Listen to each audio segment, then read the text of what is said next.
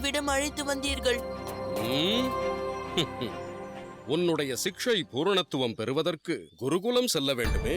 என் நிலைமை விளங்கவில்லையா? நான் மந்த புத்தியானவன். என் சிக்ஷை நிறைவேறுவது இயலாத காரியமாகும். ஆம் ஹனுமான்.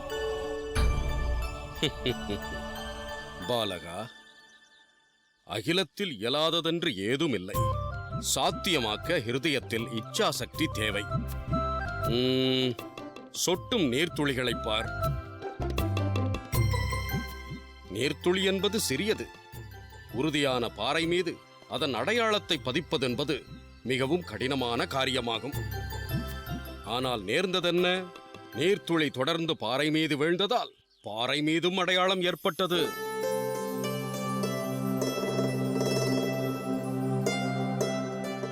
கரத் கரத் அபியாஸ்தே ஜட்மதி ஹோத்சு ஜான் ராஸ்ரி ஆவத்து ஜாத்துதே சில்பர் பரத் நிஷான்.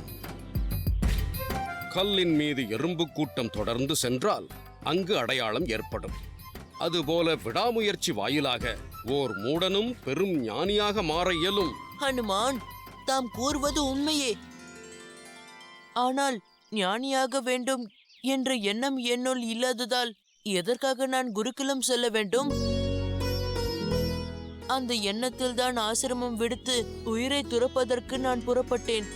நீ குருகுலம் சென்று பயிலாது உன் பிராணனை தியாகம் செய்துவிட்டால் எவ்வாறு நீ வைத்தியனாவாய்? என் வார்த்தையை கேள்.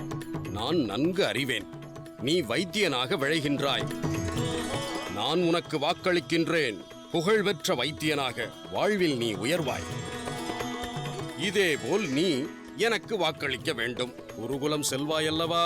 நான் வைத்தியனாவதற்கு எனக்கு உதவி புரிவீர்களா? நிச்சயம் புரிவேன். எனில் நான் குருகுலம் அவசியம் செல்வேன்.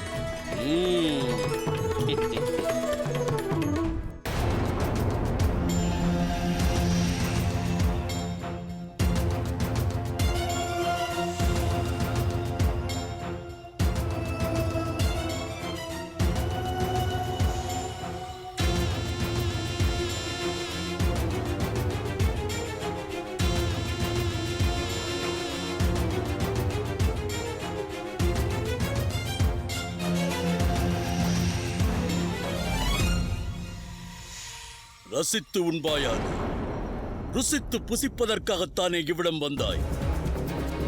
இதை தவிர உன்னால் எதுவும் செய்ய இயலாது. உன்னுடைய அக்கறையின்மையால் தான் வீரம் மிக்க அசுர சேனையை இன்று நாம் இழந்து தவிக்கின்றோம். ஏதும் நிகழாதது போல் நீயோ உண்டு மகிழ்கிறாய்.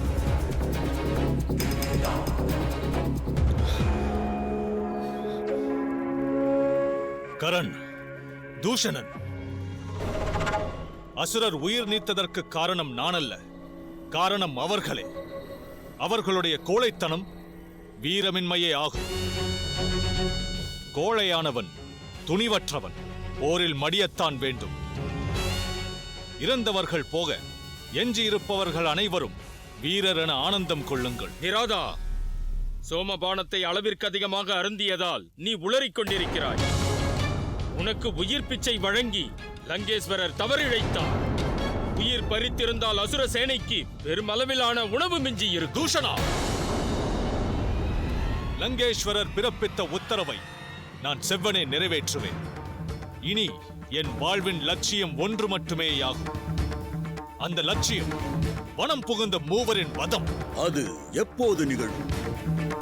எப்போது நிறைவேறும் உனது லட்சியம்? வருகை தந்த வனவாசிகள் அசுரகுலத்தை அடியோடு அழித்ததற்கு பிறகா? இல்லை, அவ்வாறு நடக்க அனுமதியே. இப்பொழுதே புறப்படுகிறேன்.